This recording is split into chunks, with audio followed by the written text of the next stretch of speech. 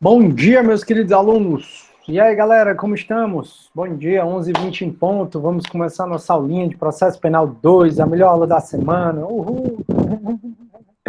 Show! Hoje a gente já entra na nossa unidade, né? Que não vai ser a primeira, vai ser a terceira.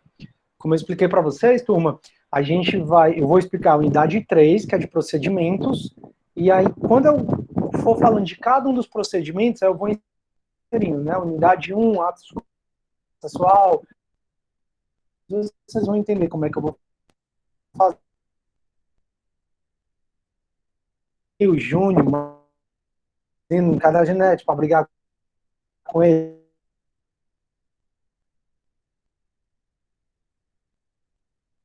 Vai falar hoje sobre o habeas corpus do Lula, que ele vai ser julgado no triplex. A questão vai ser até o que eu vou passar para a atividade de vocês, tá? Na outra semana. Na outra semana, sim, né? Quinta-feira. Vai ser essa atividade para falar um pouco disso. Eu vou começar hoje. Aliás, eu vou começar quinta-feira falando. Então, penal é atualidade, é o que está acontecendo no mundo civil. Civil, sério. Civil. Você fica assim, bateu no meu carro, tem que pagar. Tá com ruído? Fabiana, me ajuda aí, tá com ruído? Talvez seja o ruído do... mais ou menos? Espera aí que tem um ventilador longe ali, deixa eu desligar ali.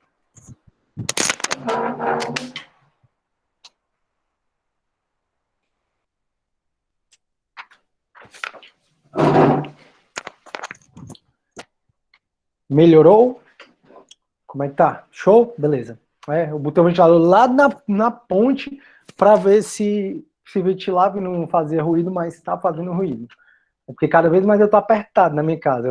Eu tava num canto, aí, você não pode ficar aqui porque eu vou cozinhar, não sei o que. Eu tava no quarto, aí no quarto não pega a internet, aí não digo, meu irmão, eu tô aqui espremido na sala. Vai dar certo, Deus tá vendo tudo. Sim, então pronto, tá tudo bem, né? Então a melhor aula da semana, viu, Júnior? Presta atenção.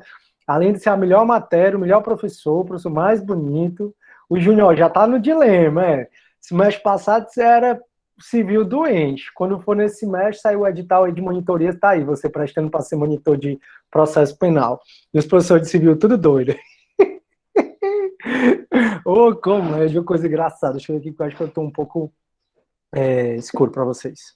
Show, aí a Janetezinha, show de bola, show de bola. Tranquilo, turma, então vamos nessa, podemos começar. Ela já disse que quer ser monitor. Ele já disse, olha, vai ser massa, tá fora.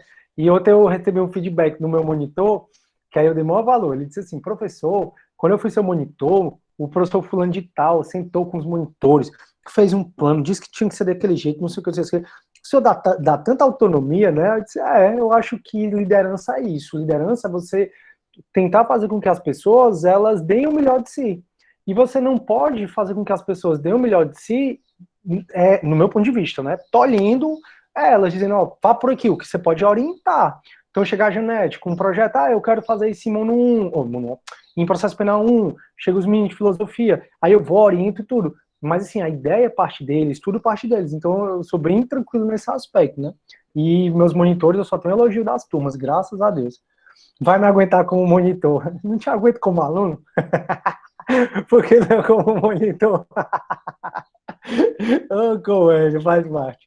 Turma, essa introdução na aula, né? Sempre eu brinco, vocês notam que sempre eu pergunto como vocês estão, exatamente para a gente ir relaxando, que aí a gente absorve melhor a matéria, tranquilo? Mas hoje a gente começa a nossa matéria mesmo.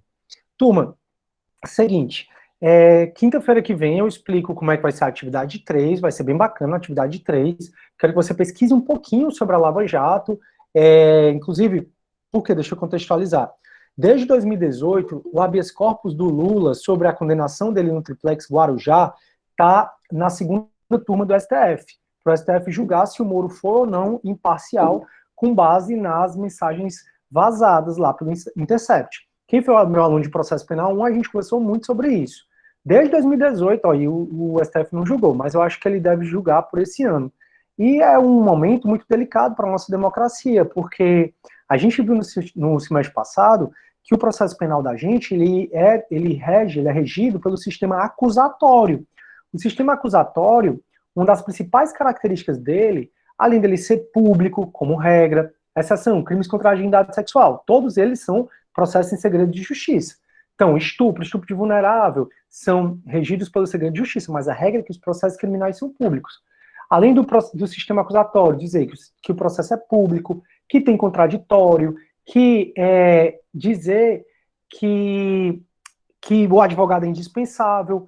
O sistema acusatório, uma das principais características dele é a imparcialidade do magistrado.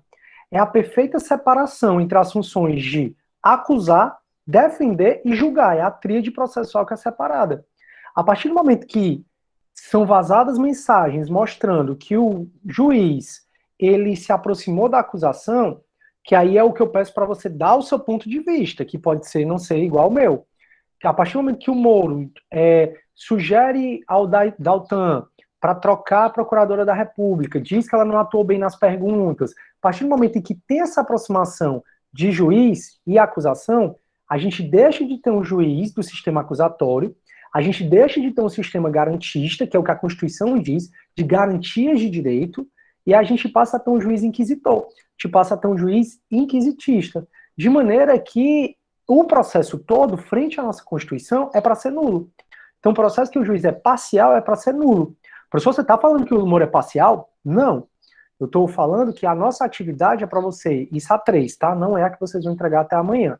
A nossa atividade, que toda semana eu explico, é para vocês pesquisarem um pouco sobre a Lava Jato, sobre essas mensagens vazadas, e você pensar e dar a sua opinião se violou ou não o sistema acusatório. Principalmente, em outras palavras, se o Moro foi parcial ou foi imparcial. E aí, turma, o que eu vejo, e aí a minha opinião não significa que seja certa, o que eu vejo é que realmente houve uma certa parcialidade do Moro, houve uma certa quebra do sistema acusatório, e galera, só para ressaltar, eu não sou PT, eu não sou Bolsonaro, eu não sou centro, eu não sou nada, eu sou professor de direito e acho que tenho que discutir política com meus alunos de maneira muito imparcial. Você nunca vai me dizer aqui defendendo A, B, C ou D, muito menos nessa galera aí que, para ser bem sério, eu não confio em nenhum. O Bolsonaro agora mesmo, a família Bolsonaro tá do New York Times, ou é do The New Yorker, agora eu não lembro como pelo suspeito lá do envolvimento, porque não se consegue explicar porque que o Fabrício depositou 80 mil reais na conta da esposa do Bolsonaro. Enfim, turma, não tô aqui nem contra nem a favor, tô só falando de fatos que estão acontecendo, né? E aí, eu quero que na atividade 3 vocês pensem se houve ou não, se o Moro foi parcial ou não. Se você chegar que ele foi parcial, e se o Supremo entender que o Moro foi parcial, significa que a decisão que o Supremo vai dar nesse habeas corpus vai ser anular todas as condenações do Lula em relação ao triplex Guarujá. No triplex Guarujá, o Lula foi condenado a 9 anos pelo Moro, e aí depois ele apelou, e o Ministério Público também, e aí subiu a pena dele de 9 para 12 anos. O Lula estava cumprindo pena, estava tendo a execução provisória da pena, por conta desse caso, e aí o Supremo mudou de opinião, dizendo assim, não existe mais execução provisória da pena após condenação em segunda instância. Grande Vitor, não esqueça, pessoal, que existe a execução provisória da pena no Brasil, falei isso para vocês, no caso do júri, quando a condenação for superior a 15 anos. Mas, tirando essa do júri, não tem mais execução provisória da pena. E aí o Supremo deu essa decisão que favoreceu o Lula e também favoreceu várias outras pessoas, que não existe mais execução da provisória da pena, ou seja, você ser condenado em segunda instância, você não pode já começar o cumprimento da pena. Agora o STF vai, a segunda turma do STF, ela vai julgar se o Moro foi parcial ou imparcial. Então, com base nas pesquisas que vocês vão fazer, se você chegar à conclusão que o Moro foi parcial, é porque violou o sistema acusatório, e essas duas condenações do Lula sobre o triplex Guarujá vão ter que ser anuladas, porque é uma nulidade absoluta, que é a matéria que a gente vai ver no final do semestre. Vocês vão ver aqui comigo. Já se você chegar à conclusão que é perfeitamente natural, como o Moro defende, como o Daltan defendem, que é perfeitamente natural que o juiz converse com a acusação, tem um WhatsApp da acusação, oriente a acusação, aí você vai chegar à conclusão que o Moro é imparcial e que não houve a violação do sistema acusatório. Estão vendo, pessoal, como delicado está o momento da nossa democracia? Se for anulado, tem que começar tudo de novo, Gabriele. E o grande problema de se for anulado começar tudo de novo é a prescrição. Porque, lembra em pena 1 que vocês viram as causas interruptivas da prescrição? Que zera. Júnior, eu acho que não falhou, tá? Eu não sei se travou aí para vocês. Eu tô do lado do roteador para não dar problema. Mas falhou, vocês me dizem. Turma, então assim, a prescrição ela zera, né? Então ela o prazo de prescrição do crime de corrupção passiva. São 20 anos, que é um dos crimes que o Lula está sendo. E cada crime vai ter a sua prescrição individualizada. Mas o que acontece? O prazo para a prescrição ele está correndo e ele, se tem uma causa interruptiva da prescrição, hoje a gente vai ver, por exemplo, recebimento da denúncia. Lá em Penal 1, teu professor disse que, de acordo com o 117 do Código Penal, quando o juiz recebe a denúncia, a prescrição zera e começa a correr de novo, que é a interrupção da prescrição. Quando o juiz dá uma sentença condenatória e publica, essa prescrição zera e começa a correr de novo. Se o processo do Lula for anulado, todas essas causas interruptivas da prescrição, aí quem vai dizer até quando vai ser anulado é o Supremo. Se até o recebimento da denúncia, se até a audiência de instrução, aí o Supremo vai dizer, se o Supremo decidir que o Moro foi imparcial e, portanto, violou o sistema acusatório, que é o nosso, o Supremo, consequentemente, vai anular as decisões do Moro.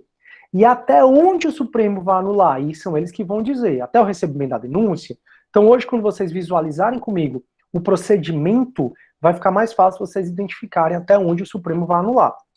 E se o Supremo anular, as causas interruptivas da prescrição não vão mais valer, e aí, muito provavelmente, se o judiciário não tomar conta, alguns crimes, ou todos os crimes, que em tese, porventura, o Lula tenha cometido, pode ser considerado prescrito. E viva a impunidade, porque realmente a impunidade, ela precisa... A impunidade, ó. A prescrição, ela precisa existir, mas como o judiciário da gente é lento, como ele demora muito a julgar os processos, acaba que a nossa prescrição, ela é sinônimo de impunidade, né? Então esse é o grande problema. E é um momento muito delicado da democracia que as pessoas, elas tendem, pessoal, a não entender o que é a prescrição, certo? Que não é do direito. Quem é do direito, muitas vezes, não entende o que é prescrição, avalia quem não é do direito.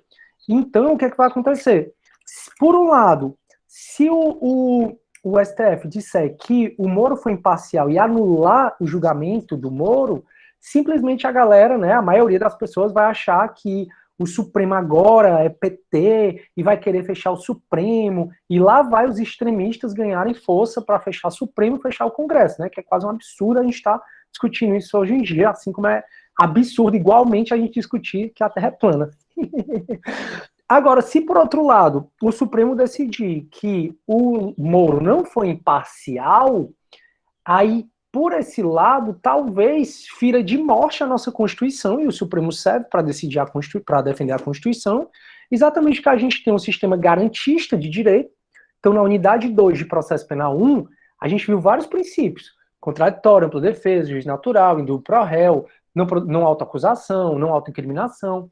Então, esses princípios que a Constituição traz são princípios garantistas, são princípios que nos dão direito, e o Supremo, ele tem que ser o guardião da Constituição, para a Constituição não ser desrespeitada. Então, por um lado, se ele der uma decisão política, provavelmente ele vai dizer que o Moro foi parcial e vai anular. Ou, se ele der uma decisão política, ele vai dizer que o Moro não foi imparcial e não vai ter nulidade. Se ele der uma decisão jurídica, provavelmente ele vai dizer que o Moro foi, sim, parcial e vai decretar nulidade, se for jurídica mesmo, né? Mas aí, se ele der essa decisão jurídica de decretar a nulidade do Lula, será que a gente não tem um grande risco à nossa democracia? Estão vendo, pessoal, como é delicado o momento que a gente vive hoje. Então, vamos lá. O Vitor falou assim, inclusive, se no Dallagnol saiu hoje da Lava Jato. Pronto, exatamente era outra coisa que eu ia conversar com vocês. Tá muita pressão em cima dele, né? O Dallagnol mesmo, que já falou que prescrição é sinônimo de impunidade, vocês viram que o processo administrativo contra ele foi arquivado, porque as punições que podiam haver contra ele já estavam prescritas. No máximo, ele poderia ter sido punido, e aí já são mais graves e não aconteceria, como suspensão das atividades dele e até demissão, que não é o caso. Mas, assim, suspensão, punição de advertência, punição de censura, essas punições já estavam prescritas, e por isso o Dallagnol, que sempre diz que a prescrição é sinônimo de impunidade, ele foi beneficiado pela prescrição, nesse caso, do processo administrativo contra ele. É muita pressão, galera. E, assim, ficou comprovado, né, que ele dava muita palestra, inclusive cobrando 30 mil reais, que ele usou a Lava Jato muito para se projetar, e essas mensagens que foram vazadas mostravam o plano dele, de outros procuradores, para ganhar dinheiro com a Lava Jato, quando o Ministério Público, em tese, não poderia fazer isso, né? Mas, turma, tudo que eu estou falando é a minha opinião, ok? Com base nos fatos. Vocês são seres pensantes, vocês vão pesquisar, e essa é a intenção da atividade 3, que vocês pesquisem um pouco mais sobre o assunto para dar a sua opinião sobre esse assunto, tá? Tão delicado, mas no direito nada é fácil. A gente vai... No direito civil ele é muito fácil, né? Ah, bater no meu carro, atrasar pagamento, tudo a mesma coisa. O penal não, cada caso é um caso, cada caso é um caso. Então, o caso de corrupção no Brasil, que acontece 200 milhões de vezes, cada corrupção é uma corrupção diferente. Então, no direito a gente vai ser chamado a decidir, a apreciar, a julgar questões complexas como essa. E é bom você já ir treinando. Aí o Vitor está dizendo assim, segundo ele, o afastamento foi para acompanhar a filha que está com problema de saúde. Ele não especificou, mas acho que a pressão contribuiu para isso. Com certeza, a PGR caindo em cima da Lava Jato. Pois é, e a Lava Jato, pessoal, por um lado ela tem que ser preservada e ela está sendo cada vez mais minada. Seria o caso de repensar a prescrição, prazo prescricional? Mais ou menos. Seria o caso, Fabiano, ao invés de repensar o prazo prescricional, pensar numa uma celeridade maior do judiciário. Será que os juízes precisam mesmo ter 2 meses de férias todo ano? Será que os juízes mesmo precisam não bater ponto? Será que os juízes mesmo... Graças a Deus existe o CNJ para controlar a produtividade do juiz. Mas vejam, as punições dos juízes são muito brandas. Tem um desembargador, né, aquele que cometeu abuso de autoridade, rasgou a multa, o cara tá afastado, tá? Tava conversando com o Vitor sobre isso, aí afastado, ganhando 35 mil pau. Pô, é muito bom. Teve um juiz do Distrito Federal, que ele foi condenado por corrupção passiva, pelo fato de ter vendido sentença, então o cara vendeu sentença. Toda vida eu falo sobre esse caso, falo até, turma, vocês vão lembrar quem fez processo penal comigo. É até um juiz que ele ficou muito famoso porque ele mandou prender a banda Planet Hemp. A banda Planet Hemp é aquela que canta, eu canto assim porque eu fumo maconha, você não entende mais nada. Então, esse juiz, ele foi condenado por ter vendido sentença, aí ele foi condenado à aposentadoria, como ele já estava mais ou menos perto de se formar, ele se aposentou antes de todos os colegas dele, aí sabe o que ele fez? Tirou a OAB dele e foi advogar. Olha para os outros colegas dele, vocês estão tudo aí ganhando a mesma coisa que eu ganho, só que vocês estão trabalhando para a justiça, eu já estou aposentado porque eu fui corrupto, e eu ainda estou ganhando dinheiro mais que vocês tudinho porque eu estou advogando, porque a quarentena do juiz, ele só não pode advogar durante 3 anos aonde ele foi juiz, na justiça. Então, se ele foi juiz do Distrito Federal, ele não pode advogar na justiça do Distrito Federal, mas na trabalhista ele pode, na militar ele pode, na federal ele pode, então ele não pode... Então, assim, compensa, galera. Será que não seria o caso de repensar? E uma coisa que vocês vão notar agora é que quem gosta aí de civil, né? Qual é o instituto mais formal do direito civil? É o casamento. Tanto é que para casar é um monte de coisa. Mas essa formalidade ela é necessária para não ter casamentos fraudulentos, para poder as pessoas não fraudulentos tanto perante o Estado como perante você que vai casar. No processo penal, vocês vão notar que o procedimento, que é a aula de hoje, a gente já começa a falar disso, o procedimento ele é formal, são vários passo a passos, que se eles forem desrespeitados é nulidade absoluta. No processo penal tem nulidade absoluta e tem relativa, tá? Mas assim, a grande maioria dos doutrinadores não querem acreditar muito em nulidade relativa no processo penal. Existe, existe. Mas boa parte das unidades da gente é absoluta. Eu vou falar sobre isso com vocês, mas é só no final do semestre. Só estou adiantando. Então o processo penal ele tem uma formalidade, o júri, aí é que é formal mesmo. Essa formalidade ela é necessária, porque vocês têm que pensar que o processo penal ele serve para aplicar o direito penal, o direito material. E o direito penal ele é regido pela intervenção mínima, tão somente porque ele é o ramo mais forte do direito. Enquanto os outros ramos do direito têm como máximo punição uma multa, uma indenização, o direito penal, além de multa, além de indenização, ele ainda tem a pena privativa de liberdade. O teu direito, o meu direito mais importante é a vida. O nosso direito mais importante, o segundo, é a liberdade. O único dos ramos do direito que pode atuar para tolher a tua liberdade é o direito penal. Ah, mas tem o direito civil, com prisão do inadimplemento voluntário e inexcusável, inadimplemento voluntário e inexcusável de pensão alimentícia. Mas é exceção. É o único caso que o direito civil pode prender, nenhum outro ramo do direito pode prender, só quem pode prender é o direito penal. Então, se o processo penal, que é o que vocês estão estudando aqui comigo, ele serve para aplicar o direito penal, material, a pena, e a pena vai tirar da pessoa o direito, o segundo direito mais importante dela, que é a liberdade, o processo penal tem que ser formal mesmo, para garantir que o juiz, se condenar, condene mesmo um cara que cometeu um crime, ou seja, ele tem a certeza que esse crime existiu, e condene mesmo a pessoa que cometeu o crime. Não condene o inocente. Porque a partir do momento que se condena um inocente, um dia sequer um inocente está na cadeia, a gente fere de morte o sistema constitucional. Então, ao invés de rever a prescrição, Fabiana, eu sou muito mais a favor de rever como ter um judiciário mais célere, um sistema acusatório mais célere. Sou muito mais a favor disso. Qual é o problema? Em 88, os judiciários, os magistrados, não foram bestas, galera. Colocaram todos os direitos dele na Constituição Federal. Então, se tirar é por meio de emenda. Aí o judiciário, aí o legislativo vai tirar direito do judiciário e a pancada que vem de lá para cá. E ainda tem a questão de se questionar se isso não se trata de direito fundamental dos magistrados e, portanto, seria uma cláusula pétrea. Então, a forma adequada que seria de tirar esses direitos, combinar movibilidade, redutibilidade de subsídios, essas questões de uma maior punição, de um judiciário mais efetivo, seria uma nova Constituição. E quem é o doido, na altura dessa do campeonato, a nossa Constituição mais nova, que assim, a Constituição mais democrática que a gente já teve. Então a galera foi inteligente de botar os direitos, tudo na Constituição, e ainda fazer a Constituição mais democrática.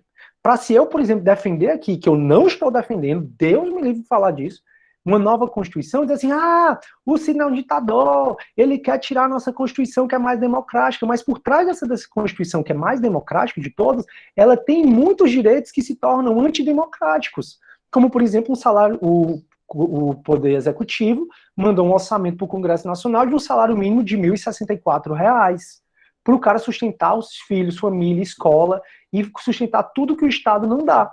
E o magistrado, o salário médio dele é R$ 30.000. Você acha que não dá para ser primeiro? Acho, defendo. E acho que tem muito juiz bom mesmo. Mas acho que todo mundo deveria ser tratado mais ou menos de forma igual. Professor, você quer equiparar a responsabilidade de um juiz com a responsabilidade de um lixeiro, de um professor? Sim, quero. Acho que um professor, e eu não estou falando de mim, tá? Eu estou falando de um professor de escola de ensino fundamental, básica. Tem tanta responsabilidade, talvez até mais do que um juiz, e o pobre coitado ganha um salário mínimo. E o pobre coitado tem que andar 2 horas numa estrada para poder dar aula para o interior do interior do interior. Então, assim, será mesmo que as grandes profissões, que as profissões no geral, são realmente têm menos responsabilidade do que a dos magistrados, do que a do Ministério Público, do que a do Defensor Público, para ser tão discrepante o que um magistrado, um Ministério Público, um Defensor Público tem de direito em relação à maioria das profissões, no meu ponto de vista, eu acho que não. Entendeu? E tudo quando eu falo aqui, turma, tudo que acontece com o magistrado acaba acontecendo também com os servidores. Então, assim, quando eu falo, magistrado tem direito, eu tô falando de mim também, eu tô querendo, digamos assim, tirar direito. Mas eu sei que se eu não entregar um mandado num prazo, eu recebo cobrança.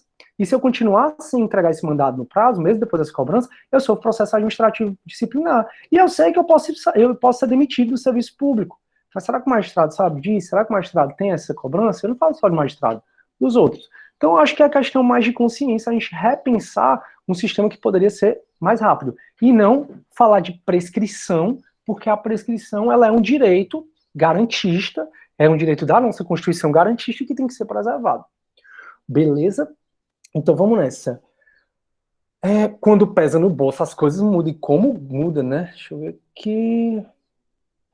Fabiana, ser o caso, o Vitor, direito penal é maior que direito civil, com certeza, só joguei a polêmica. A Fabiana, quando pesa no bolso as coisas mudam, sem sombra de dúvida. Direito penal, última rácio do direito, devolvendo. O Vitor, o melhor fica para o final, brincando, meu amigo. Nosso curso é extraordinário em todas as áreas, sem dúvida. E turma, a gente fica nessa brincadeira, né? Direito civil não presta, direito administrativo não presta, mas o direito é uma coisa só. O direito civil é um braço do direito, o direito penal é outro braço do direito, o constitucional é a cabeça do direito e é tudo a mesma coisa. Então, por exemplo, se eu falo, eu não gosto de civil, mas gosto de penal, eu estou dizendo, eu não gosto do meu braço esquerdo, mas gosto do meu braço direito, mas é tudo uma coisa só. É uma coisa, o direito é uma ciência única. Essa questão da gente dividir é um modelo cartesiano de ensino, que o cartesiano ele vai dizer assim, vamos pegar o todo, Vamos dividir o todo em partes, porque estudando as partes de cada coisa, a gente consegue entender melhor o todo. Tem seus aspectos positivos, como tudo na vida, mas também tem seus aspectos negativos, essa questão da divisão do direito. O aspecto maior negativo que eu acho é o aluno perder de vista que o direito é uma coisa só. Gosto de civil, mas não gosto de administrativo. Gosto do trabalho, mas não gosto de eleitoral, quando é tudo uma coisa só. Beleza, podemos ir para a nossa aula, então. Tudo isso é aula, Tom, porque eu me sinto muito mais, como eu já disse para vocês, do que um dador de aulas. Eu gosto de fazer vocês pensarem e principalmente entender a situação política do nosso país, porque daqui a pouco é você que vai ser o juiz, você que vai ser o promotor. Aí você pode olhar para trás e dizer, porra, o Sidney estava totalmente errado. Eu tô aqui juiz, tô lascando, tô sofrendo e tal. E é como eu disse, galera, a maioria dos juízes eu admiro demais, principalmente os mais novos. Mas tem os mais velhos que eu não sei o que é que estão fazendo. Eu sei. O Supremo toda hora botando proposta de emenda constitucional para adiar a aposentadoria compulsória. Então, a aposentadoria compulsória, que era de 70 anos, já passou para 75, e agora tem proposta de emenda constitucional para subir para 80 anos. Alguns dizem que é para o Bolsonaro não poder colocar ninguém no Supremo, já que o Marco Aurélio vai se aposentar, e em tese quem vai colocar o substituto do Marco Aurélio, do ministro Marco Aurélio, é o Bolsonaro. Aí a galera está indo um complô para fazer uma nova proposta de emenda constitucional para subir para 80. Aí fica um monte de juízes que não tem a mesma produtividade, alguns, generalizando, tá, turma, do que um juiz que acabou de entrar, com seus 20 e poucos anos, 30 anos, fica lá caquético. E eu mesmo sofri muito na mão de um juiz que passou mais de 2 anos para dar uma sentença civil, que é simulado. Falei para vocês várias vezes. O cara tem 73 anos, vai se arrastando nas varas. E tu acha que ele tá se preocupado com o quê? Se demitirem ele, melhor ainda para ele, entendeu? Enfim, é a vida. Bora começar agora? Show. Turma, só para reexplicar, tá? Eu vou começar pela unidade 3. A unidade 3, ela fala dos procedimentos. Então, como é o passo a passo. Professor, e a unidade 1, a unidade 2? Quando eu for falar de citação, aí eu começo a explicar a unidade 1. Então, na unidade 3, eu vou explicar para vocês, galera, tem um oferecimento da denúncia, aí vai para o juiz recebe ou rejeita. Aí, se o juiz receber, tem a citação. Aí eu vou começar a falar de atos de comunicação processual penal lá. Só um minuto. Sim. Aí, aí unidade 2 é sobre provas. Aí vai ter audiência de instrução. Aí é lá que se produz prova. Aí eu vou falar da unidade de provas lá. Então a gente vai começar na unidade 3, procedimentos penais. Vou começar a compartilhar aqui minha tela, só para eu... E, galera, eu vou sambar hoje, eu preciso que vocês me ajudem, porque quando eu for fazer o procedimento, eu não vou conseguir construir tudo direitinho, como se eu estivesse no quadro. Por isso que eu acho que vai ser mais complicado. Mas vai dar certo. Vamos começar do começo e a gente vai vendo. Então, turma, a gente vai ver os procedimentos penais, tá bom? E os procedimentos penais, eles são super fácil. Porque a gente tem só 2 procedimentos penais, certo? A gente tem o procedimento comum e a gente tem os procedimentos especiais. Então, a gente tem só 2 procedimentos penais. A gente tem o procedimento comum e a gente tem os procedimentos penais especiais. Os procedimentos só vão ser comum quando não for especial. E procedimento especial, a gente tem vários, turma. A gente tem como procedimento especial o tribunal do júri, que vocês vão estudar aqui comigo. A gente tem como procedimento especial o procedimento da violência doméstica e familiar contra a mulher. Então, a gente tem o procedimento da Lei Maria da Penha, que é o procedimento da violência doméstica e familiar contra a mulher, a Lei Maria da Penha 11.340, 340 de 2006. A gente tem o procedimento da Lei de Drogas. A Lei de Drogas é a Lei 11.343 de 2006. A gente tem também como procedimentos especiais os crimes contra a ordem tributária, que é a Lei 8.137 de 90. A gente tem os crimes hediondos com procedimentos especiais, que é a Lei 8.072 de 90. Galera, a gente tem a Lei de Tortura. Se eu for aqui, galera, eu vou até amanhã, tá? Mas eu quero só que vocês entendam que a gente tem 2 tipos de procedimentos no processo penal. Procedimento comum e procedimento especial. Só para a gente revisar o conceito de procedimento, procedimento tem como conceito a concatenação de atos processuais. Então, o processo penal existe para dizer quais atos processuais o juiz tem que presidir para que, ao final, o juiz possa aplicar o direito penal material, se for o caso. Então, o procedimento é a concatenação de atos processuais uns ligados aos outros. Procedimento é isso. Então, tem vários procedimentos especiais. Processo penal tem um procedimento comum e tem os procedimentos especiais.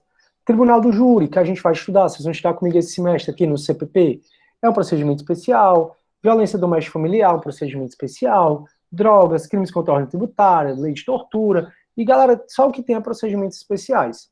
Só que a gente não vai falar de procedimentos especiais. Daqui a gente deve falar do júri e deve falar das drogas.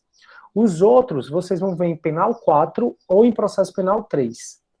O fato é que, quando o procedimento não for especial, ele vai ser um procedimento comum. E nós temos 3 procedimentos comuns. A gente tem o procedimento ordinário, a gente tem o procedimento sumário e a gente tem o procedimento sumaríssimo. Então, a gente tem o procedimento ordinário, a gente tem o procedimento sumário e a gente tem o procedimento sumaríssimo. Todos esses, tá? Procedimentos comuns. Para a gente saber quando o procedimento vai ser ordinário, sumário ou sumaríssimo, a gente tem que ir para o parágrafo único do artigo 394 do CPP. Então, o parágrafo único do artigo 394 do CPP, ele vai dizer para a gente quando é que o procedimento vai ser comum, ordinário, sumário ou sumaríssimo. Por hora, eu quero só que vocês entendam que o procedimento ele só vai ser comum quando não for especial. Então, crime doloso contra a vida, procedimento especial. Violência doméstica familiar contra a mulher, procedimento especial. Tráfico de drogas, procedimento especial, e assim vai. Se o crime não tiver um procedimento especial, aí vai ser o procedimento comum. Aí, procedimento comum é o roubo, é o latrocínio, é o furto, é a extorsão, é a corrupção ativa, é o falso testemunho. Todos os procedimentos, os crimes, a regra é que eles vão seguir o procedimento comum. E quando é que eles vão seguir o procedimento comum? Quando não tiver procedimento especial para ele. Dentro do procedimento comum, a gente tem o procedimento ordinário, sumário e o sumaríssimo. No semestre passado, vocês estudaram comigo o TCO. E vocês estudaram que o procedimento sumaríssimo ele é regido pela Lei dos Juizados Especiais, que é a Lei 9.099 de 95. E o procedimento sumaríssimo, ele serve para as infrações de menor potencial ofensivo. As infrações de menor potencial ofensivo. Essa definição das infrações de menor potencial ofensivo está no artigo 61 da Lei dos Juizados Especiais, da Lei 9.099 de 95. As infrações de menor potencial ofensivo são qualquer crime em que a pena máxima seja igual ou inferior a 2 anos. Então, as infrações de menor potencial ofensivo é qualquer crime em que a pena máxima é igual ou inferior a 2 anos. Então, exemplo de crimes em que a pena máxima é igual ou inferior a 2 anos. Os crimes contra a honra, como a injúria, a calúnia, a difamação, a lesão leve, que não envolva a Lei Maria da Penha, tá? Isso aí a gente trabalhou muito no semestre passado. O desacato, alguns crimes de abuso de autoridade. Então, toda vida que você notar que um crime tem pena máxima igual ou inferior a 2 anos, você já sabe que é uma infração de menor potencial ofensivo.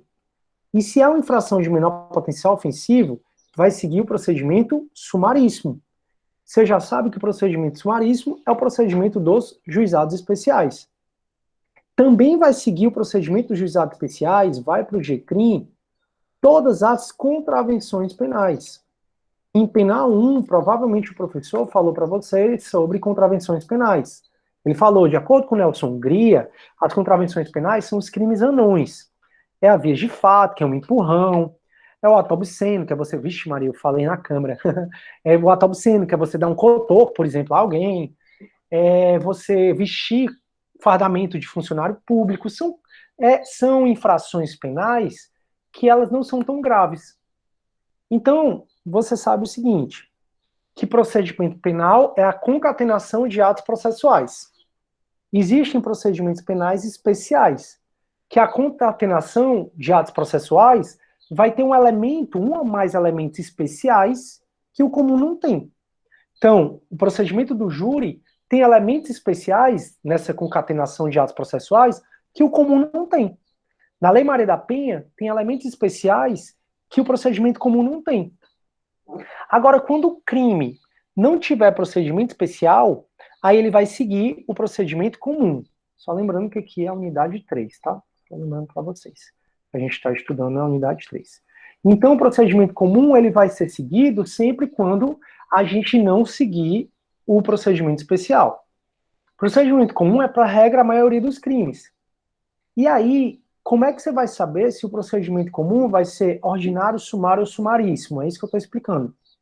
Basicamente, você vai detectar se o crime segue o procedimento comum, ordinário, sumário ou sumaríssimo, pela pena máxima dele. No caso do procedimento sumaríssimo, se o crime tiver pena máxima igual ou superior a igual ou inferior a 2 anos, vai seguir a lei dos atos especiais, que é o procedimento sumaríssimo. Se for uma contravenção penal, também vai seguir a lei dos atos especiais, que é um procedimento sumaríssimo. Eu vou tentar trabalhar com vocês a lei dos atos especiais mais na frente. Agora, se o crime... Sim, essa pena máxima, no caso, seria a pena em concreto ou a pena em abstrato? A pena em abstrato. A pena em abstrato, ok. E as causas de aumento e de diminuição da pena, que vocês viram em pena 1, influenciam na escolha do procedimento.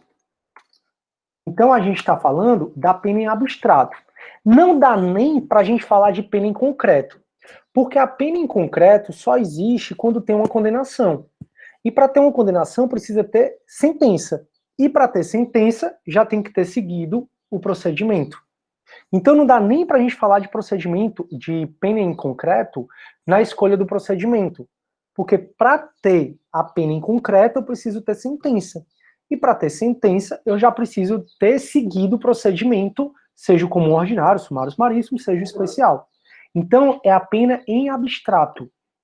E as causas de aumento e de diminuição de pena influenciam na escolha do procedimento.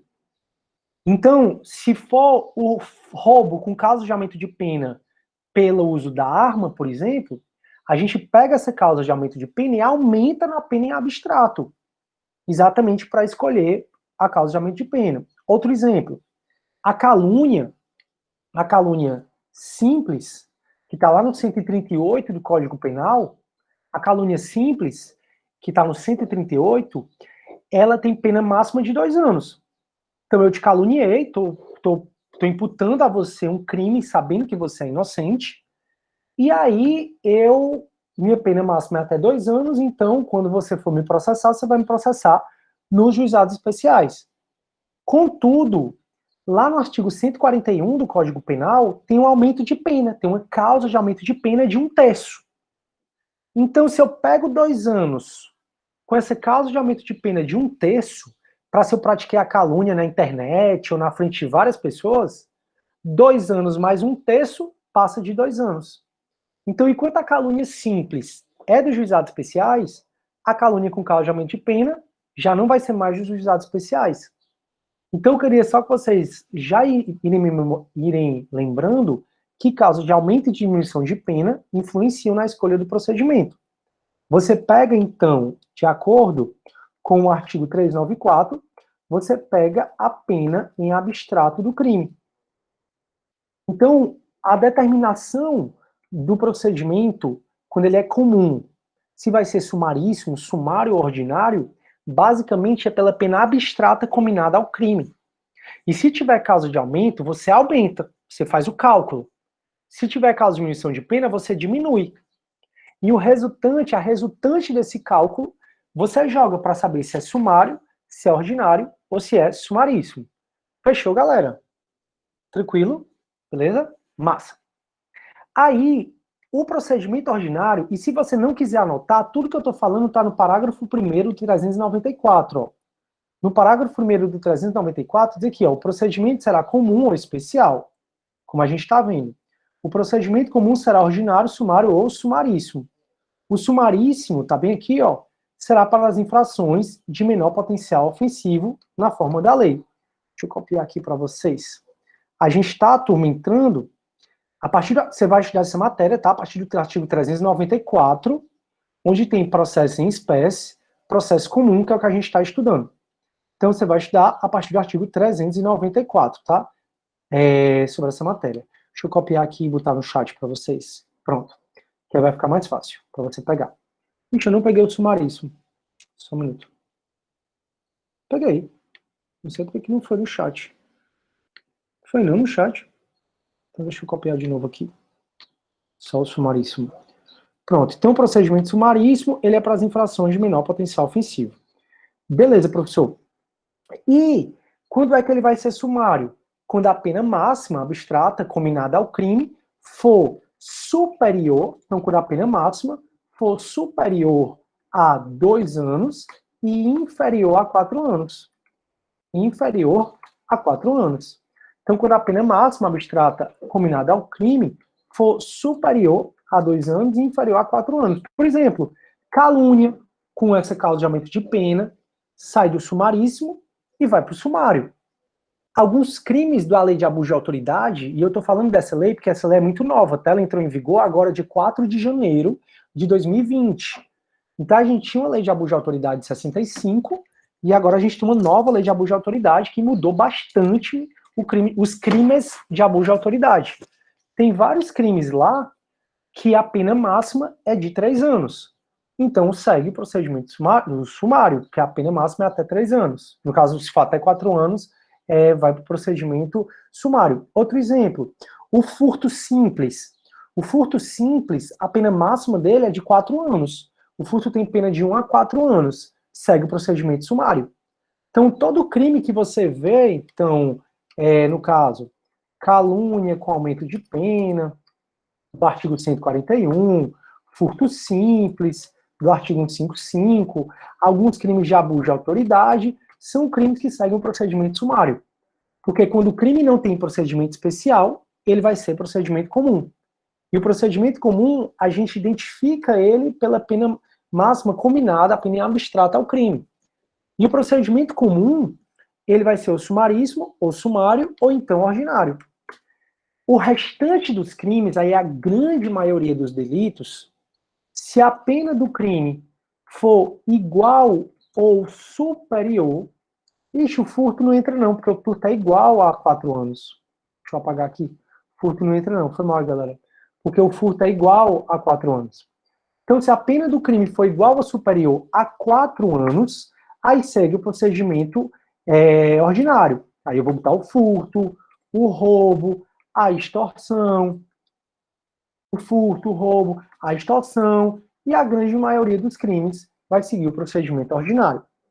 Deu para entender, pessoal, quando é que vai ser o procedimento comum, sumaríssimo, sumário, ordinário? Basicamente, você vai olhar, aquele crime tem procedimento especial? Sim, tem. Então segue o procedimento especial. Aquele crime não tem procedimento especial, então segue o comum. O comum eu vou olhar a pena abstrato combinada àquele crime. Se a pena em abstrato for igual ou inferior a 2 anos, é sumaríssimo. Ou então todas as contravenções penais. Se a pena em abstrato for maior do que 2 anos e inferior a 4, vai ser o sumário. Agora, se a pena do crime for igual ou superior a 4 anos, vai ser o procedimento ordinário. Show até aí? Até aí, tranquilo, turma? Sim, não, mais ou menos? Pronto, perfeito. Aí o que é que acontece, pessoal? Fala, doido. Aí o que é que acontece, turma? O que a gente vai estudar agora? A gente vai olhar o procedimento comum ordinário. Por que a gente vai estudar o procedimento comum ordinário? Porque quando vocês entenderem o procedimento comum ordinário, vocês vão passar a entender o procedimento comum sumário, o sumaríssimo e os demais. Porque todos os procedimentos, eles partem do procedimento ordinário. Para vocês terem ideia do que eu estou falando, o procedimento ordinário e o sumário são exatamente iguais. Então, o procedimento ordinário e sumário são exatamente iguais. Só tem, turma, duas diferenças entre o procedimento comum, ordinário e sumário. E nenhuma diz respeito ao procedimento em si. A primeira é o prazo para audiência de instrução. No procedimento ordinário, turma, o juiz vai ter que marcar a audiência de instrução em até 60 dias do recebimento da denúncia. Enquanto no procedimento sumário, esse prazo é até 30 dias. Então, no procedimento ordinário, o prazo para você marcar a audiência de instrução e está aqui, ó, no artigo 400 do CPP, no procedimento ordinário, o prazo para o juiz marcar a audiência de instrução e julgamento é de 60 dias do recebimento da denúncia. Já no procedimento sumário, o prazo que o juiz tem é de 30 dias. Prazo impróprio, se o juiz passar desse tempo, não tem punição nenhuma para ele. Contudo, o advogado pode, em tese, alegar excesso de prazo. E toda vida que tem excesso de prazo, a prisão se torna ilegal. Em a prisão se tornando ilegal, cabe processo penal 1, hein? Toda prisão ilegal cabe Relaxamento. Boa! Relaxamento de prisão do artigo 565 da Constituição Federal. Toda prisão ilegal cabe relaxamento de prisão no artigo 565 da Constituição Federal. E também cabe habeas corpus, né? Que é uma matéria que você vai ver comigo esse semestre.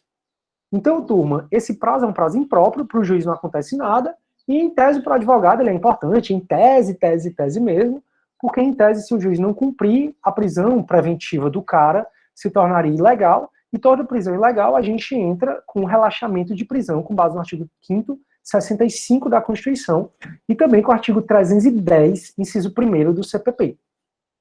Outra diferença entre o procedimento comum ordinário e sumário é o número máximo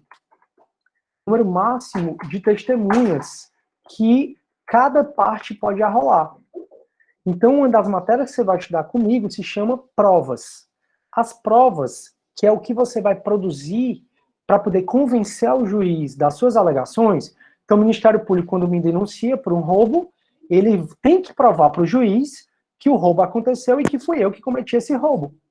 Só que eu me defendo dizendo que não fui eu que estava lá, porque na hora eu estava dando aula aqui para vocês.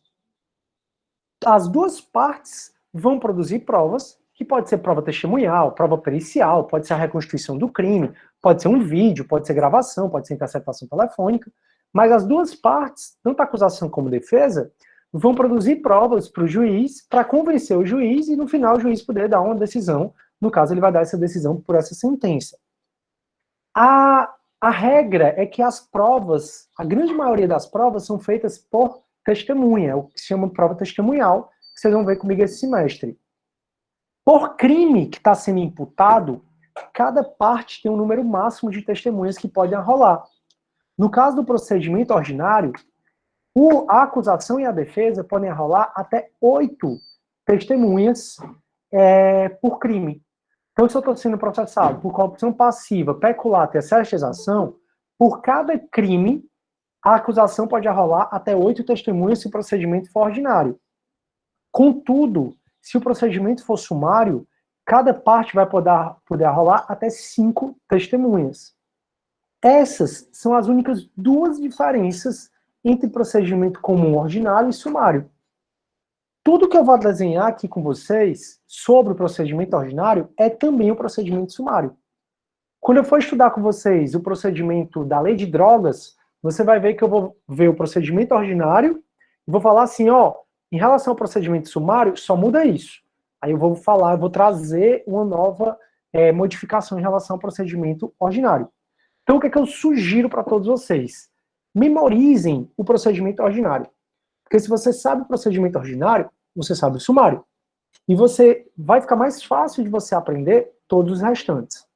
Então, o procedimento ordinário e sumário só tem duas diferenças. A primeira é o prazo que o juiz tem para marcar a audiência de instrução, que é exatamente essa audiência onde o juiz vai ouvir as testemunhas, o perito, o acusado, a vítima. E também a diferença é a quantidade de testemunhas que cada parte, acusação e defesa, vai poder arrolar por fato. No caso do procedimento ordinário, até 8 testemunhas por crime, e no caso do procedimento sumário, até 5 testemunhas por crime. Deu para entender, turma, até aí? Deixa eu ver aqui como é que vocês estão. Tem alguém querendo entrar? Seja bem-vinda, seja bem-vinda. Pronto, deu para entender até aí, né? Pronto.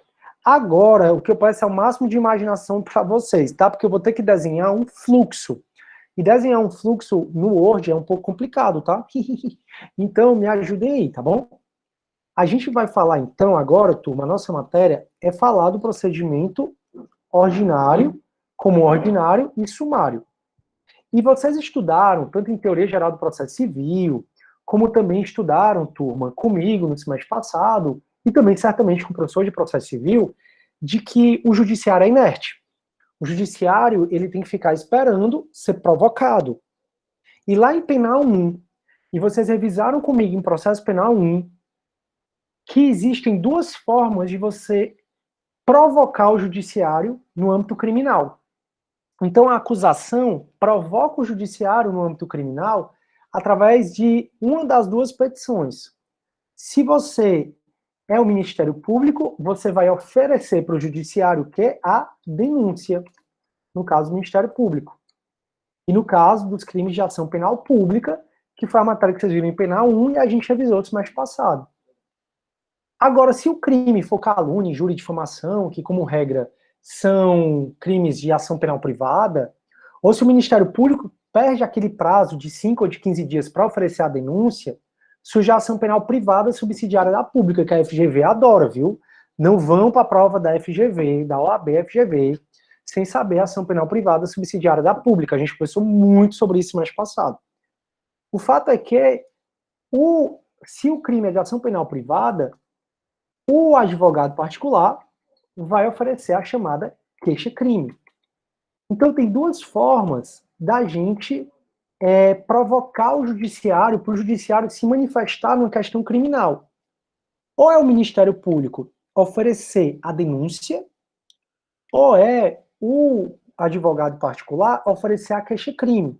Professor, só tem essas duas formas de provocar o judiciário no âmbito criminal? Sim, só tem essas duas formas de provocar o judiciário no âmbito criminal. Ô, Jesus. Agora, turma, o que eu queria é que você conseguisse, você vai conseguir, certamente, de maneira fácil, fazer uma setinha assim e uma setinha assim, separando. Ó, comédia, novos tempos. Deus está vendo tudo. E fazer uma setinha assim, ó, também separando. Ó. Pronto.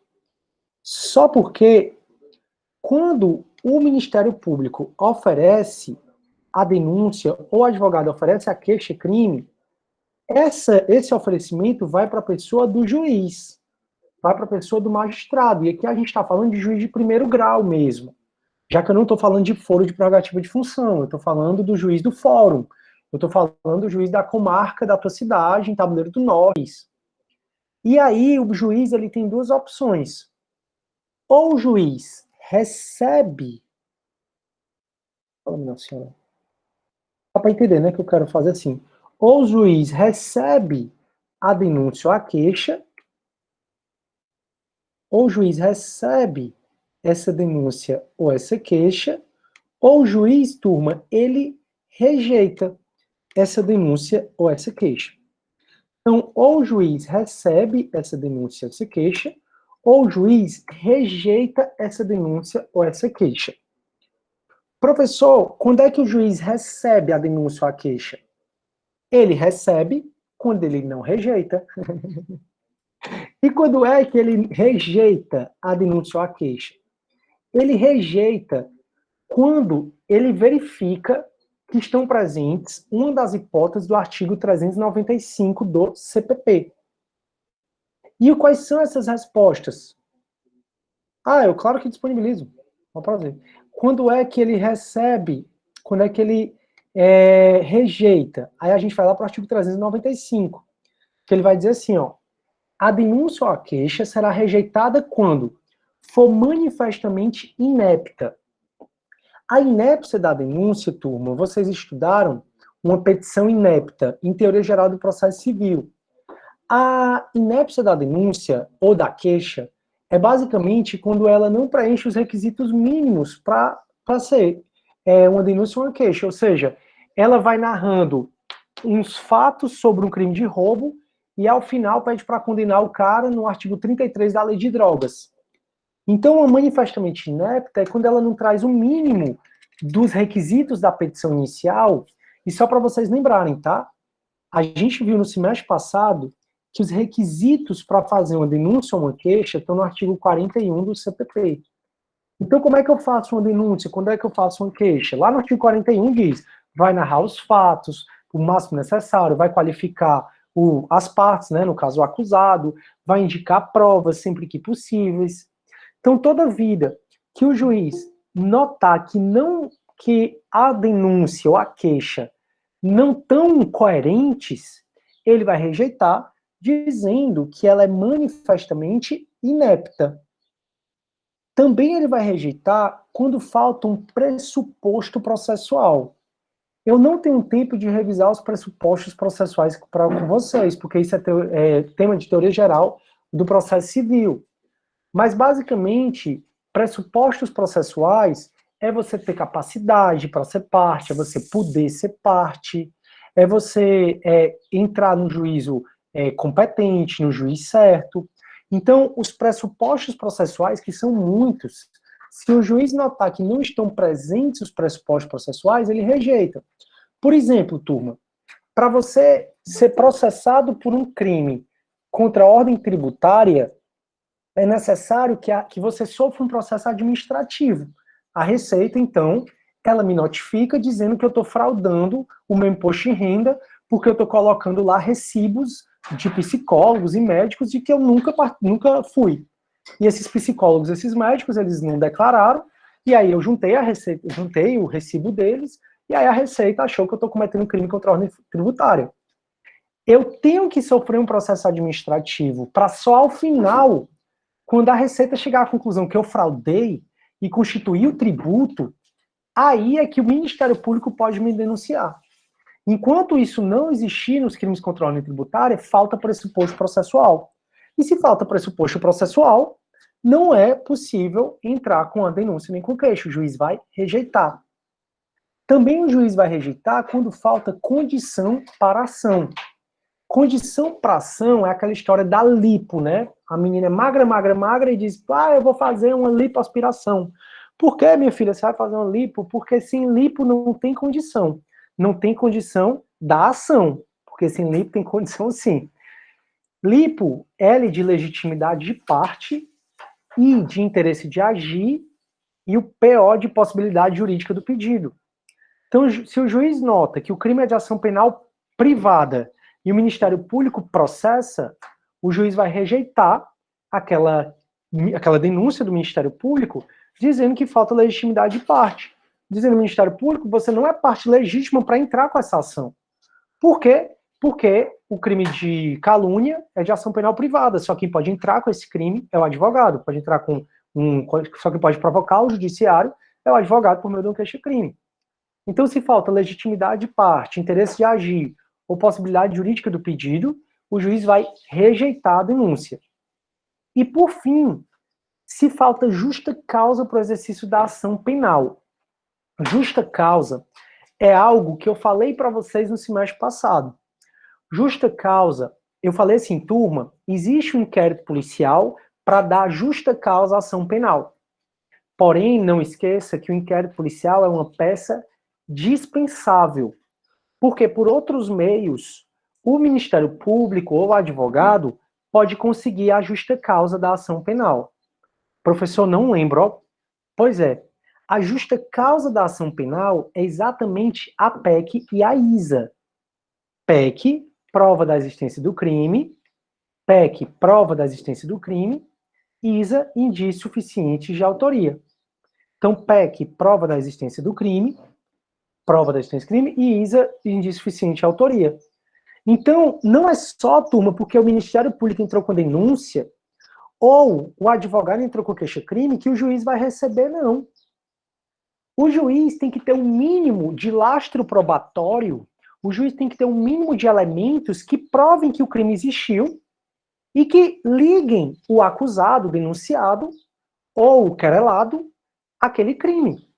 Então não é só o Ministério Público fazer uma denúncia e entregar para o juiz, não. Ele faz uma denúncia e junta documentos, que pode ser um inquérito, pode ser um processo administrativo, pode ser um processo da Receita, pode ser um TAC, que é um termo de ajustamento de conduta, que é o Ministério Público, ele oferece essa denúncia e ele tem que juntar documentos nessa denúncia que provem ao magistrado que o crime existiu e que liguem, ainda que minimamente, o denunciado àquele crime. Se o Ministério Público só entregar a denúncia, se o advogado só entregar a queixa-crime, o juiz vai rejeitar, com base no artigo 395, inciso 3º do CPP, dizendo, galera, falta justa causa para o exercício da ação penal. Então, nesse caso, essas são as três causas que o juiz vai rejeitar uma denúncia ou uma queixa. Então, o juiz vai rejeitar uma denúncia ou uma queixa quando ela for manifestamente inepta, é feita por estagiário, que ele pega um modelo, adapta os fatos, a qualificação e não lê toda e entrega. Todo mundo, se não fez isso, já vai fazer um dia. Você vai pegar alguém vai te pedir para fazer alguma coisa, vai pedir, me dá um modelo, aí tu vai rapidamente ajeitar, ajustar, vai esquecer de ler ela toda, porque você está com pressa, vai entregar, e quando você vê, ela está cheia de erros, porque ela diz respeito a uma petição antiga. Então, quando a denúncia for manifestamente inepta, quando falta pressuposto processual ou condição da ação, ou quando falta justa causa para o exercício da ação penal. Essas 4 hipóteses são as hipóteses em que o juiz vai rejeitar a denúncia. Se o juiz rejeitar, vai ser ruim para a acusação. Então, se a acusação oferece uma denúncia ou uma queixa, chega para o juiz e o juiz rejeita, é ruim para a acusação. O que é que a acusação pode fazer? Pode rezar. Pode entrar com recurso que a gente chama de reze, que é o recurso em sentido estrito, que ele está no artigo 581 do CPP e vai ser matéria desse ano, desse semestre, a gente vai ver juntos. Então, caso o juiz quase o juiz rejeite a denúncia ou a queixa, aí a acusação, se não quiser ajeitar o que o juiz está reclamando, pode entrar com reze, que é um recurso em sentido estrito. Esse reze, ele cabe, turma, juízo de retratação por parte do magistrado. De maneira que se o magistrado rejeitou a denúncia ou a queixa, e o MP entra com reze, porque o magistrado rejeitou a denúncia, aí o juiz pode se retratar, pode dizer, é mesmo, né, MP, não era para eu ter rejeitado, não. O juiz pode se retratar e pode receber. Quando o recurso cabe juízo de retratação, a gente diz que aquele recurso tem um chamado efeito iterativo ou regressivo. Então, quando o recurso cabe juízo de retratação, acho que o meu Word está em inglês, tá? Por isso que ele está dando esse problema. A gente diz que ele cabe juízo quando o recurso cabe juízo de retratação, Jesus, peraí, como só faz uma coisa ao mesmo tempo, não dá para fazer 2 coisas ao mesmo tempo, não. Acho que é idioma, tá aqui, idioma. Só botar aqui português, Pronto, então quando o recurso cabe juízo de retratação, a gente diz que aquele recurso tem um efeito iterativo ou regressivo. Então a regra, qualquer procedimento, vamos supor que seja drogas, seja Maria da Penha, vamos supor que seja roubo, furto, corrupção, a regra é que qualquer procedimento em que o juiz rejeitar a denúncia, a acusação pode entrar com o chamado reze, que é o recurso em sentido estrito. O reze está com base no artigo 581, inciso 1 do CPP. A única exceção é o GCRIM. No GCRIM não existe reze. Portanto, no GCRIM, quando o juiz rejeita a denúncia ou a queixa, caberá apelação. Caberá apelação nos termos do artigo 83 da Lei dos Juizados Especiais, que é a Lei 9.099 de 95.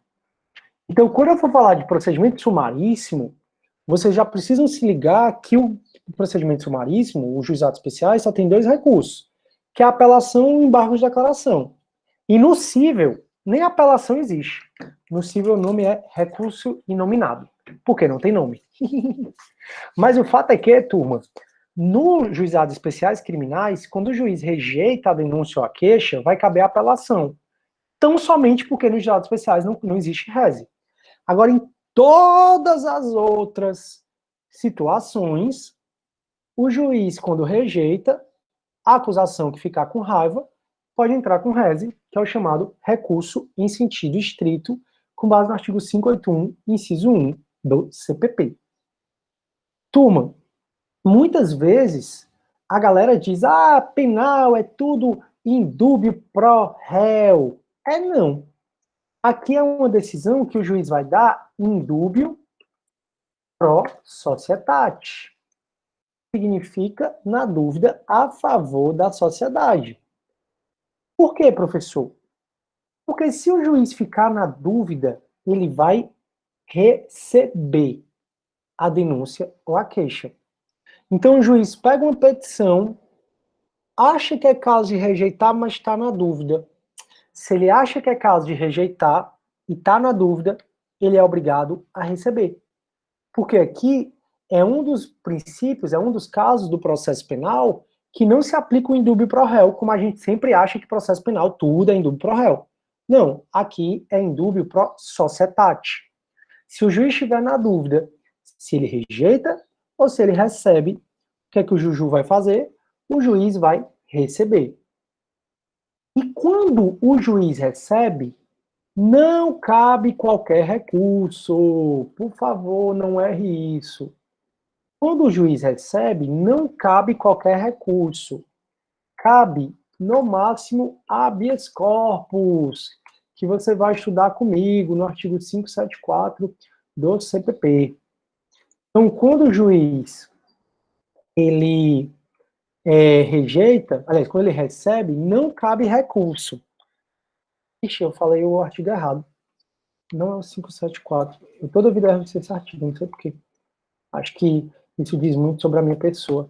É um ato falho, é o 647, tem nada a ver. Vamos lá, galera. 647. Pronto. Então, veja. Como é que o processo penal começa? Sempre pelo oferecimento da denúncia da queixa. Sempre, sempre, sempre. Vai para o juiz ou recebe ou rejeita. E quando é que o juiz rejeita? Quando ele está numa das 4 hipóteses do 395. Se o juiz rejeitar, é ruim para quem? Para a acusação. O que é que a acusação pode fazer? Se quiser. Se a acusação quiser, ela pode retificar o que o juiz quer que retifique. Se a acusação também não quiser retificar, ela entra com rese. Aí entra com rese.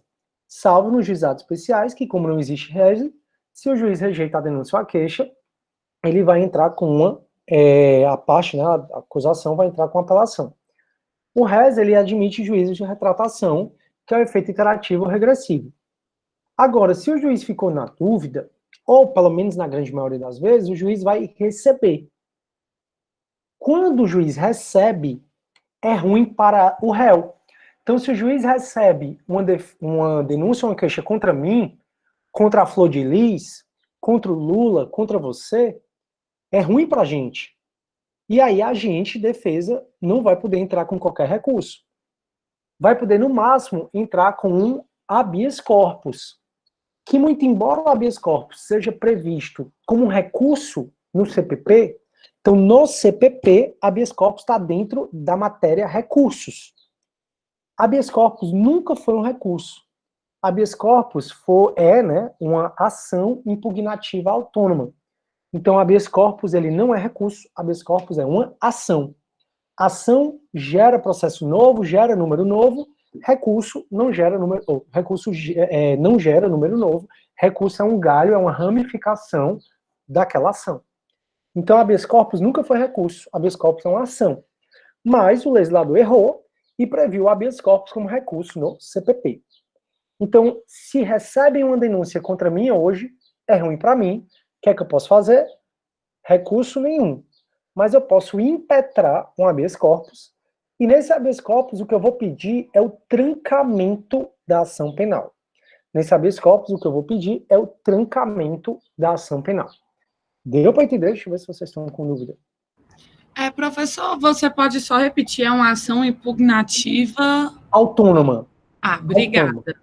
Luísa, mandado de segurança, a gente vai estudar aqui comigo revisão criminal, habeas corpus, habeas data, todas essas são ações impugnativas autônomas. Por quê? Porque são ações, gera um número novo, gera processo novo. Um recurso é uma ramificação de um processo, então não gera número novo.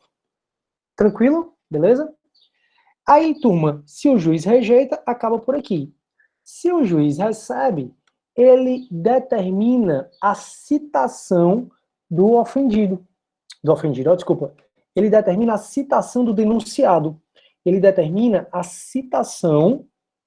Então, se o juiz recebe, ele vai determinar a citação do denunciado ou do querelado. Essa citação do denunciado ou do querelado, que aí é a nossa unidade 1, vocês vão estudar aqui comigo, ela vai ser o pessoal ou vai ser a chamada ficta. Ela vai ser o pessoal ou vai ser ficta. A ficta é a pessoal, deixa eu botar aqui, a pessoal, ela é a por mandado. Deixa eu baixar aqui, ver como é que fica melhor para vocês não confundirem. A pessoal é a por mandado, que é a regra. Então, a citação pessoal no processo penal, ela vem ser a regra e ela é a citação por mandado. Vai um oficial de justiça, como eu, morto de lindo, para a pessoa e diz, olha, você é o fulaninho? Sou o fulaninho. Pois é o seguinte, o Ministério Público entrou com denúncia contra você, dizendo que aí a gente, oficial de justiça, tem que narrar os fatos para o cara, que o Ministério Público colocou na denúncia. Tem que explicar para ele que ele tem um prazo para se defender. Esse prazo que ele tem para se defender, para entrar com a chamada resposta à acusação, é um prazo de 10 dias, e tem que perguntar para ele se ele tem ou não advogado. Então a gente tem que dizer para o cara que ele vai ter o prazo para entrar com a chamada resposta à acusação. Resposta à acusação com base no artigo 396, resposta à acusação, com base no artigo 396 e 396A do CPP.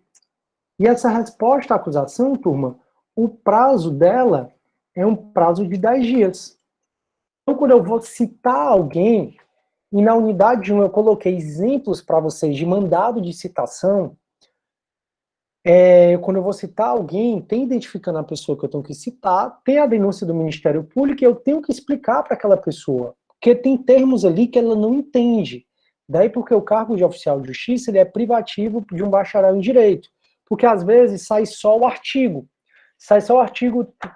por exemplo, 316 do CP, e você tem que saber qual é. Às vezes saem institutos que o cara não entende. Então o oficial de justiça vai lá fazer a citação do cara. A citação pessoal é a regra. Essa citação pessoal, ela é a por mandado. Então, o oficial de justiça vai lá com mandado de citação e diz para o cara que ele está sendo processado. Mas nós temos também, no processo penal, a citação ficta, que aí a ficta pode ser por hora certa, quando o cara está dando trabalho, eu uso a citação por hora certa, quando o cara está se escondendo para não ser citado, e há também por edital. Então, nós temos a citação por hora certa, nós temos também a citação por edital. A citação por edital é um artigo que a FGV ama de coração, que é a 366 do CPP. E a por hora certa é igual à do processo civil. Para vocês terem noção, como é igual à do processo civil, o artigo 362, ele vai falar que existe citação por hora certa, que, verificando que o réu se oculta para não ser citado, o oficial de justiça certificará a ocorrência e procederá à citação com hora certa, na forma estabelecida pelo Código de Processo Civil.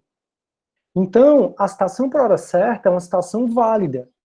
é uma citação que o processo penal pega emprestado do processo civil. Eu já falei para vocês que toda vida que o processo penal for omisso, a gente utiliza o CPC como uma norma subsidiária. Então, só para ficar bem claro, que eu acho que tem alguém querendo tirar a dúvida. A citação ela vai ser a pessoal, e aqui eu já estou entrando na unidade 1. Não vai dar tempo de eu explicar todos esses tipos de citação hoje, mas na próxima aula eu continuo e termino. Aí, a citação ela vai ser pessoal, que é a regra, que é a por mandado.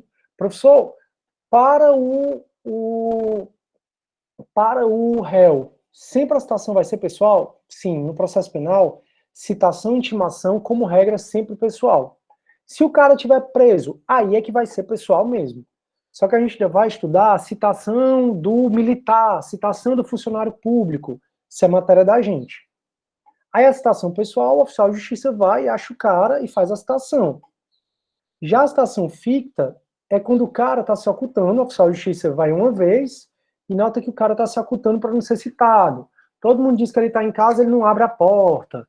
Outro dia o oficial de justiça vai lá, aí vê o porteiro ligando, né, para a casa do cara, que acontece muito. Aí o porteiro, ó, tem um oficial de justiça aqui. Aí o porteiro, aham. Aí o porteiro diz para ti, olha, ele não tá em casa não. Aí você dá uma olhada, o carro dele tá lá, aí você pede para ver, cara, deixa eu ver ali a garagem dele. Então, quando o oficial de justiça, isso é uma autonomia do oficial, eu falo muito porque tem juízes que vêm mandado, eu recebo quantidades de mandado, dizendo, manda o oficial de justiça fazer citação por hora certa. E eu não faço. Professor, mas o juiz não é o seu superior? É. Professor, mas você não tem que fazer o que o juiz manda? Sim. Mas qualquer funcionário público, acima do juiz, tem a lei. Então, qualquer funcionário público, ele só pode fazer o que está na lei. Princípio da legalidade, como vocês já estudaram no direito administrativo. Então, eu não sou obrigado a fazer o que a lei diz de forma diferente. Pelo contrário, eu tenho aqui me recusar a fazer. Eu só faço citação por hora certa, quando eu vou 2 vezes, e acho que o cara está se ocultando para não ser citado. Aí eu marco hora e digo, ó, tal dia, tal hora, então eu vou, próxima quinta, eu vou estar aqui entre 10h30 e 11 horas. O cara esteja aqui para ser citado. Se ele tiver, eu faço a citação pessoal. Também, se ele não tiver, sinto muito. Está citado do mesmo jeito. E aí você vai anotar em letras garrafais. Né? Peraí, só um minutinho. Você vai notar de letras garrafais que a citação pessoal e a por hora certa, ela não suspende processo. A única citação que suspende processo é a citação por edital. A única citação que suspende o processo é a por edital se o cara não comparecer. Então a gente tem essas 3 coisas. Pode falar. Sidney, no caso de... Eu vi em processo penal 2, semestre passado, eu até fiquei com essa dúvida, eu queria tirar contigo. Na ficta, por hora certa, eu posso citar um vizinho? Sim, um vizinho, um familiar da casa, pode. Pode sim. Canso de fazer isso. É por isso que não adianta você fugir da justiça.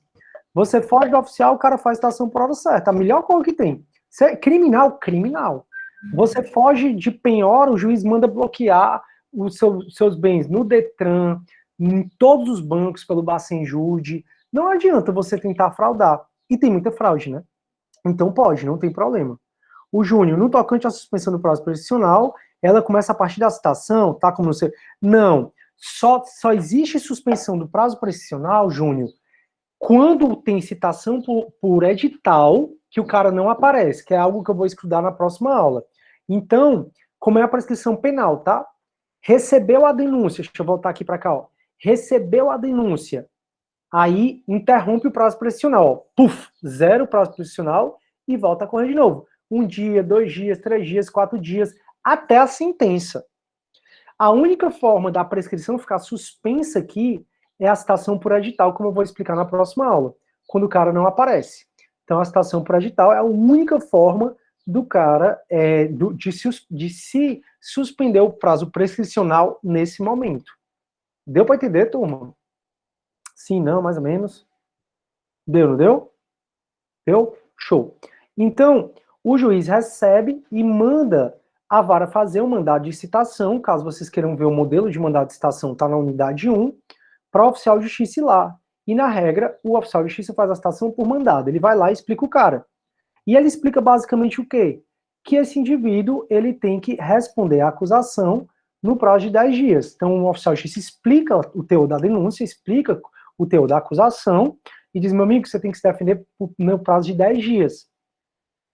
O oficial pergunta se o cara tem ou não condição de constituir advogado. Se o cara disser tem condição de constituir advogado, o oficial certifica. Se o acusado disser não tem condição de constituir advogado, o oficial certifica. Se a resposta for que ele não tem condição de constituir advogado, o juiz manda os autos do processo para a Defensoria Pública. Se a resposta for que ele tem condição de constituir advogado, aí o juiz espera os 10 dias ele se defender. Passaram os 10 dias ele não se defendeu, no processo penal, o defensor público vai atuar em prol do pobre, do rico e do mega rico. Porque não pode existir qualquer ato do processo penal sem advogado. Por favor, não esqueçam do teor da súmula 523 do STF.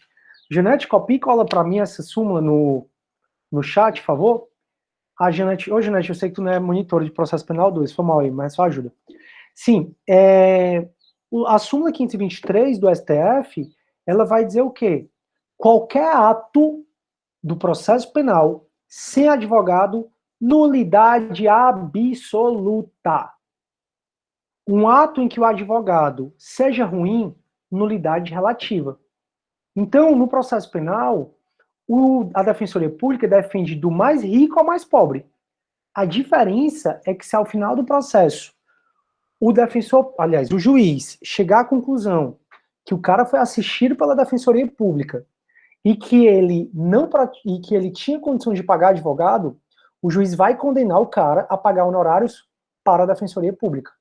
Então, o juiz chegar à conclusão de que eu, Sidney, estou sendo assistido pela Defensoria Pública, mas que eu sou professor universitário, que eu não tenho filhos, que eu sou oficial de justiça, eles, caramba, que Sidney, FDP, né? O cara podia ter contratado um advogado e vai pela Defensoria Pública, não. Ele condena para que eu pague honorários para a Defensoria Pública. Então, no processo penal, sempre vai ter advogado. Seja o advogado ou defensor público que não deixa de ser advogado.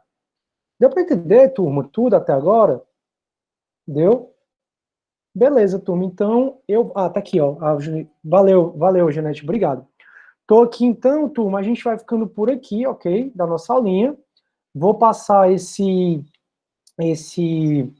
como é que eu digo? Esse slide aqui, esse material no grupo para vocês, e a gente continua isso na próxima aula, quinta-feira.